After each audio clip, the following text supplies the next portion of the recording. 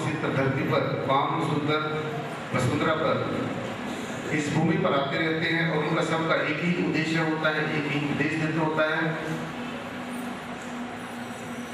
कि इंसान इन सब छोटी छोटी बातों से जो इंसान ने अपने सामने स्वयं ही खड़ी कर ली हैं, ऐसी दीवारें बीच में खड़ी कर ली हैं, इनसे ऊपर उठे, परमेश्वर को जाने पहचाने, एक दूसरे के साथ प्रेम भाईचारे का, प्रेम प्रीति और प्यार का एक सबक सीखे और दूसरे को सिखाए। ऐसा हमारे नरे कार्य जागृति मिशन का उद्देश्य है कि हम सभी भेद जो तरह तरह के भेद हैं उनको भूल जाएं और साथ संगत ज्ञान की दृष्टि से जब हम देखते हैं तो कोई इंसान किसी भी तरीके से भिन्न हो सकता है, कोई इंसान की जो सोच है वो छोटी बड़ी हो सकती है, लेकिन स्वस्थ बनाने की जो बात बताई है वैसे भी शासन यदि इंसान यहाँ पर तरह तरह के बेकार के निरर्थक खर्चे करता है, तरह तरह के बेकार के सांसारिक बातों में इतना अपना समय और इतना अपना धन अननेसेसरी निरर्थक रूप से खर्च करता है, तो क्यों ना हम अपना कीर्त कमाई का किया गया जो धन है वो अच्छी तरीके से खर्च किया जाए। और वैसे भी जो संतों महापुरुषों ने बताया है कि 10वां दशमलव जो है, यानी कि जो 10% अगर इंसान पैसे एक रुपया भी कमाता है उसमें से 90 पैसे वो अपने परिवार घर के लिए, अपने रिश्ते नातों के एक बहुत ही सुचारू रूप से चलाने के लिए उस पर खर्च करता है, और जो रुपए में से 10 पैसे हैं वो सर्वजन हिताय और सर्वजन सुखाई की जो नीति है उस पर खर्च करना चाहिए। ऐसा हमारे संत महापुरुषों का सत्संग की वाणी में जगह जगह बताया गया है। तो अगर हम ये समझते हैं और मानते हैं और ऐसा महसूस करते रियलाइज करते हैं कि हम सदगुरु के सिपाही हैं, सदगुरु के शिष्य हैं, तो मेरे ख्याल में ये कोई बहुत बड़ी बात नहीं है। सदगुरु के एक हुक्म के ऊपर ही जो इंसान अपनी जान की बाजी ना लगा दे, तो मेरे ख्याल में वो अपने सदगुरु का एक अच्छा शिष्य नहीं है। आप अपने सदगुरुओं का उदाहरण दो। बाबा बूटा सिंह जी महाराज के एक ही इशारे पर बाबा मेहताब सिंह ने अपना सर्वस्व छोड़कर, सर्वस्व त्याग कर इस ज्ञान को जन जन तक पहुंचाने में अपना सारा जीवन लगा दिया। तत्पश्चात सदगुरु श्याम से बाबा लक्ष्मण सिंह जी महाराज ने, आपको पता है सब भली भांति ज्यादा बाबा जी का परिचय कराने की जरूरत नहीं है, क्योंकि अपने सदगुरुओं का ज्यादा परिचय कराने से साथ मुझे एक चमकते हुए सूरज को मेरे ख्याल में दीप के दिखाने वाली बात है।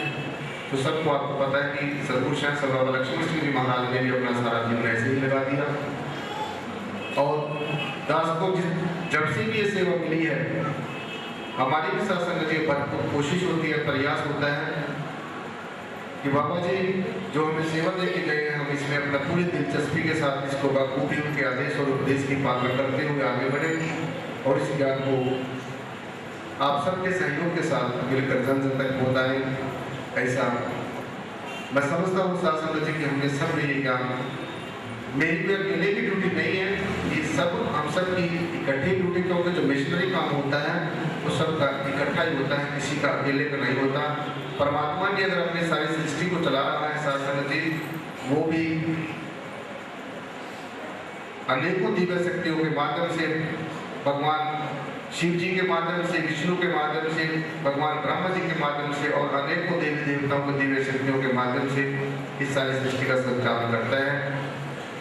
ठीक इसी तरह से सदगुरु भी एक मिशन को लेकर चलता है, एक टीम को लेकर चलता है, ये भी एक टीम वर्क है, और हमने सब इसको बखूबी अपने सदगुरु के हर एक आदेश और उपदेश पर बखूबी हमने फूल चढ़ाने हैं, अर्थात उनकी बात को मानने हैं। जैसे वाणी में कहा गया है कि सोई सेवा सफल है जित सतगुरु का मन माने। सोई सेवा सफल है जित सतगुरु का मन माने। एक छोटी सी इसमें पंक्ति में मेरे ख्याल में सारे जीवन का जो छिपा हुआ रहस्य है वो सदगुरुओं ने हमें बता दिया है। अब हम उसके ऊपर चलते हैं नहीं चलते हैं वो हमारी अपनी इच्छा होती है। सोई पंक्ति का जो सलाप है, अर्थ है, वो यही है कि सोई सेवा सफल है जिस सदगुरु का हमने बनने कहने का भाव की चाहे आप सदगुरु के ऊपर जो मर्जी लुटाते रहो, जितनी मर्जी उसकी सेवा करते रहो, जो मर्जी खिलाते पिलाते रहो, तरह तरह के अच्छे अच्छे वस्त्र देते रहो, आते जाते को भी थोड़े बहुत उसके पैसे की सेवा भी कर दो, लेकिन ये मत समझना कि बस हमारा काम पूरा हो गया, सदगुरु हमारे से खुश हो गया।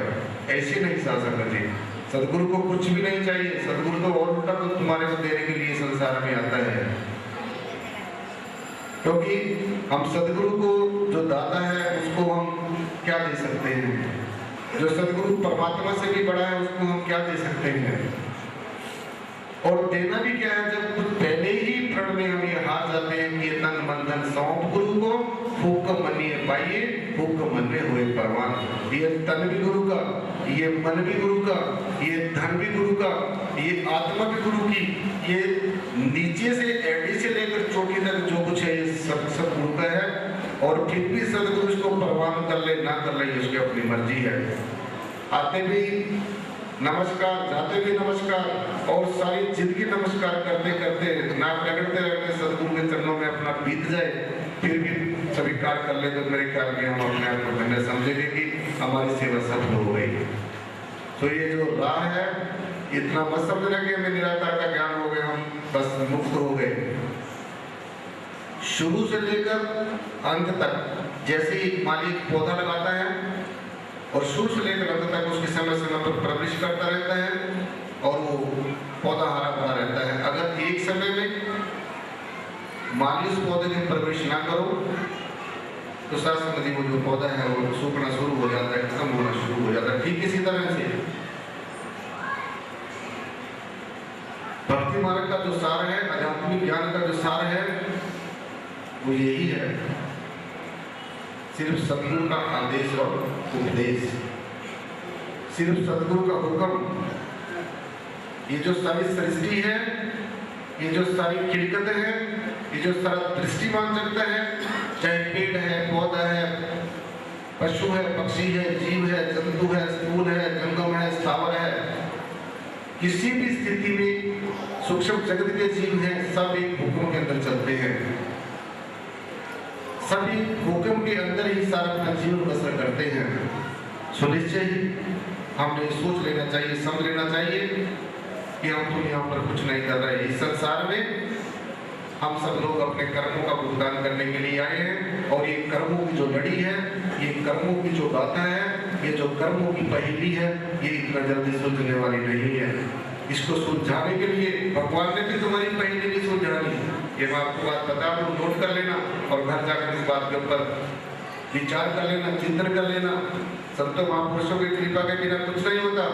बड़े बड़े राजे महाराजे, रानियां पटरानियां, बड़े बड़े धुरंधर ऋषि महर्षि, बहुत भगवान अवतार, पीर पैगंबर औलिया हुए, वो सब सदगुरु की शरण में आकर ही हुए, ये नोट कर लेना। और अगर किसी के मन में ये संशय हो तो संशय को मिटा लेना जल्दी से जल्दी, जितना जल्दी मिल जाए, क्योंकि ये संशय ही जो है हमारे जीवन में, ये जब पतन का जो कारण बनता है, संशय ही पतन का कारण बन जाता है। किसी न किसी बात का इंसान अपने मन के आधार पर जीवन जीना शुरू कर देता है, जो मन में आया वो कर दिया। दूसरा इंसान अपने तन के आधार पर जीवन जीता है, शरीर से खाया पिया मौज मस्ती की, उसने सोच लिया बस जीवन यही है। ज्यादातर 60% जो लोग हैं इसी विचारधारा पर चलते हैं। उनको भगवान से, दुनिया से, कल्याण से, किसी की सेवा करने से कोई मतलब नहीं है। दूसरी श्रेणी के जो लोग हैं, जैसे गीता में भगवान श्री ने अर्जुन को पावन उपदेश देते हुए बताया कि अर्जुन, दूसरी श्रेणी के जो जीव हैं वो मन के आधार पर जीते हैं। मन का प्रोजेक्शन जैसे उनको प्रोजेक्ट करता है, जैसा उनका संचालन करता है, चलाता है, वो वैसे चलते हैं। तीसरी श्रेणी के जो श्रेष्ठ जीव हैं, जो आत्मा के आधार पर अपना जीवन बसर करते हैं, जो आत्मा के आधार पर अपना जीवन जीते हैं, वो है जो सदगुरु भगवान के कहे के अनुसार अपना जीवन यापन करते हैं।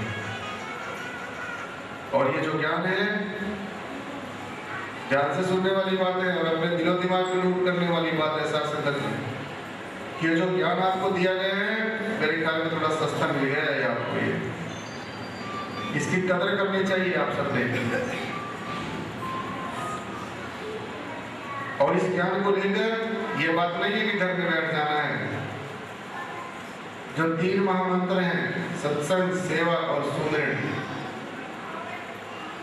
सत्संग, सेवा और सुमरण, जो इंसान इन तीनों पेपरों को पास करेगा वही और मुक्ति का अधिकारी होगा। अगर एक पेपर में भी स्लिप करके रीअपीयर आ गई, कंपार्टमेंट आ गई तो शासन वो मुक्ति वाली बात भूल जाना, सपना ही रह जाएगा। फिर वो 83 लाख जोनियों में आना पड़ जाएगा। यहाँ पे बहुत ही पते की बात बता रहा हूँ, वेदों शास्त्रों ग्रंथों में पढ़ के देख रहे हैं, आपके पास इतना समय वैसे है भी नहीं है। इसीलिए सत्संग में बुलाया जाता है कि संत महापुरुषों का अपने जीवन का अनुभव, तत्वदर्शी महापुरुषों का अपने जीवन का अनुभव जीवन में बताया जाता है। ये जो अकड़बाजी है, ये जो चतुराई है, ये जो बेकार का नखरा करना गुरु के पीछे, इसको भूल जाओ। ये जातियों का, धर्मों का, वर्णों का अहंकार भूल जाओ। जात पात पूछे ना कोई, हरि को भजे हरि का होई। जो परमेश्वर को भजता है परमेश्वर उसको भी भजता है। आज इंसान इंसान से अलग क्यों है? आज धर्मों के ऊपर इतने झगड़े क्यों हैं? क्योंकि अज्ञानता के बस ज्ञान की कमी के कारण इंसान इन जातियों में बंट गया, धर्मों में बंट गया, वर्णों में बंट गया, अमीरी गरीबी में बंट गया। और जब तक ये जो दीवारें इंसान ने अपने आप ही खड़ी की हैं जो ऊपर नहीं उठेंगे तो शास्त्र में मुक्ति का सपना भूल जाना।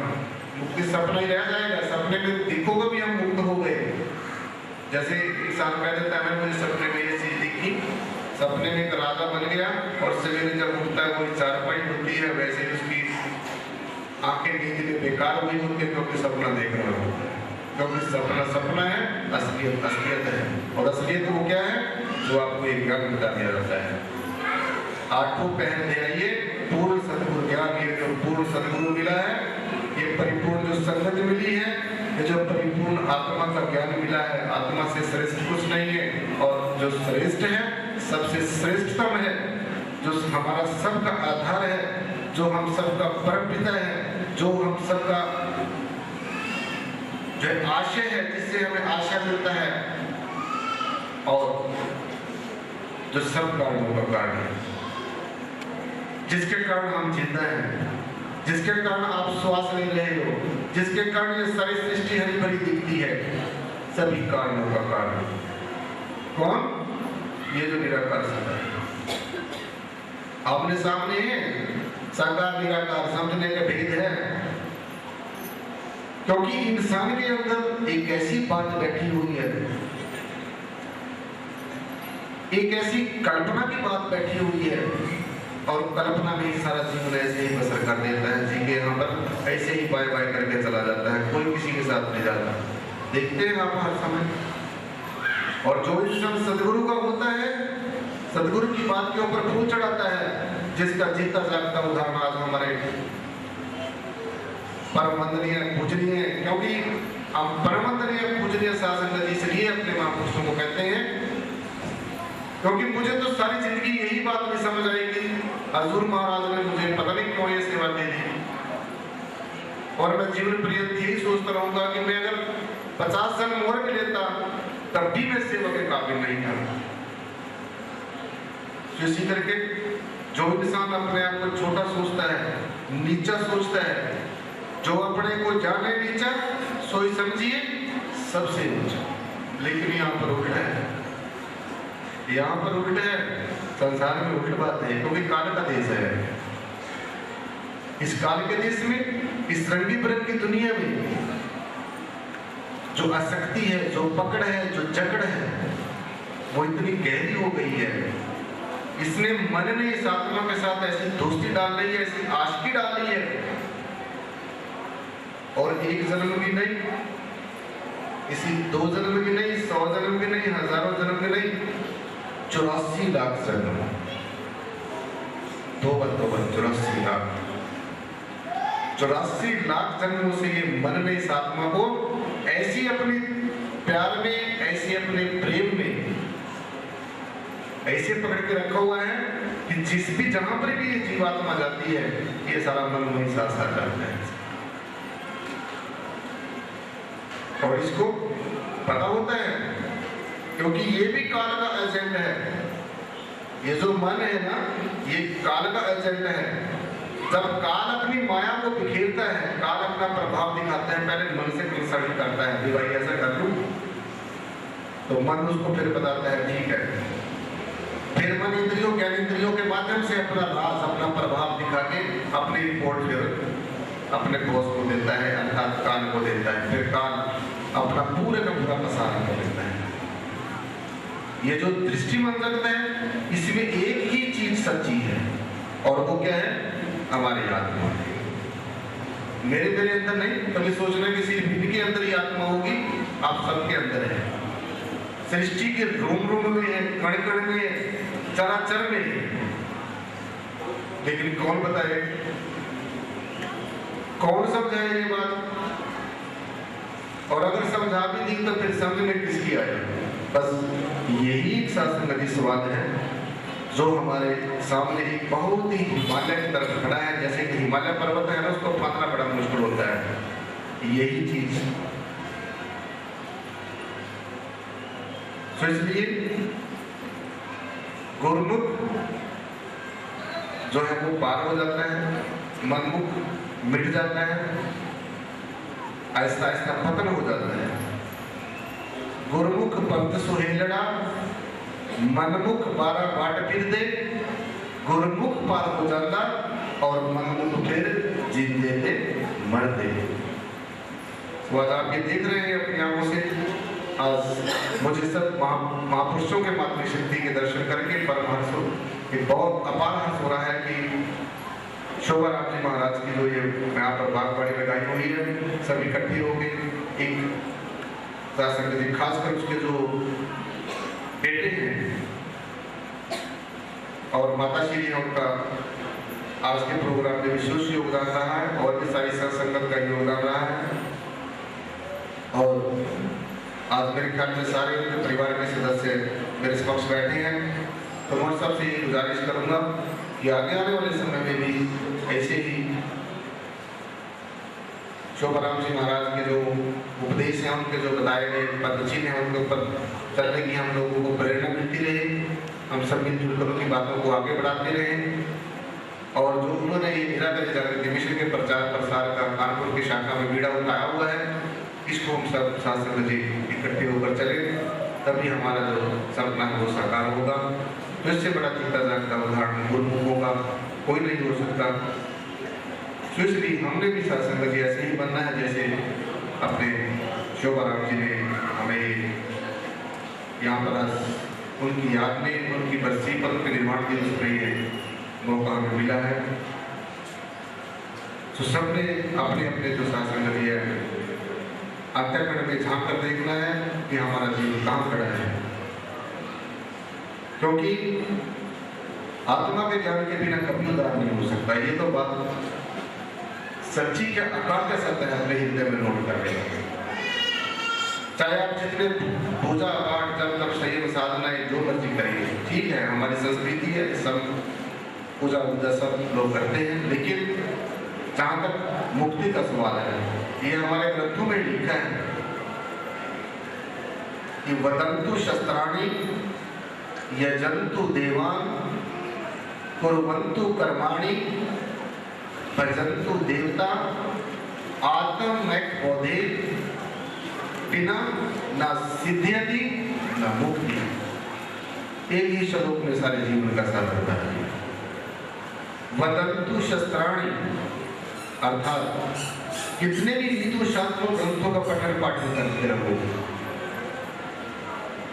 ग्रंथ जितने भी हमारे किसी भी धर्म के हैं वो हमें परमेश्वर की तरफ चलने का तरीका बताते हैं कि जिसने भी परमेश्वर को जाना पहचाना किस तरीके से भगवान को उसको दर्शन हुआ है, ये रुकावटें आई हैं। और अगर हम उस मार्ग पे चलेंगे, हमारे मार्ग में वो रुकावटें आ जाएंगी, कभी भी आ सकती है, तो घबराना नहीं चाहिए। जैसे हमारे गुरु साहिबान ने किसी बात से घबराए तो हमने भी नहीं घबराना चाहिए। वदंतु शस्त्राणि यजन्तु देवान् और कितने भी हम बाहरमुखी कर्म क्रियाएं करते रहे, कुर्वन्तु कर्माणि, जितने भी हम बाहरमुखी कर्म कांड है, पूजा पाठ जप तप संयम साधनाएं, हाँ जी, और अपने तीर्थों पे घूमने फिरने के काम करते हैं, ये सब बाहरमुखी कर्मों में आ जाते हैं।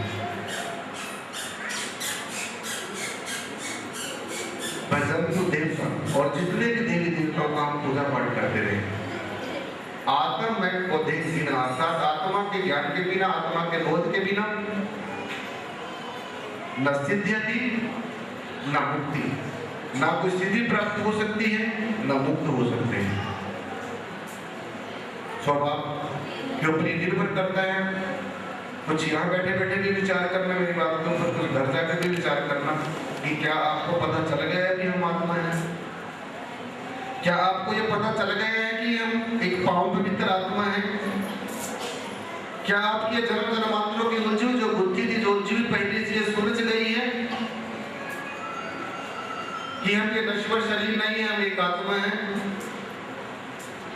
क्या आपको ये भली भांति बोध हो गया है कि हम सब इस संसार में रहते हुए संसार के तमाम कर्म धंधे करते हुए फिर भी हम इससे अलग हैं? असंगोहम असंगोहम असंगोहम निष्क्रियवसी स्वयं प्रकाशम निरंजनम त्वम, अर्थात असंगोहम असंगोहम असंगोहम, इस सब के साथ रहते हुए भी ये जो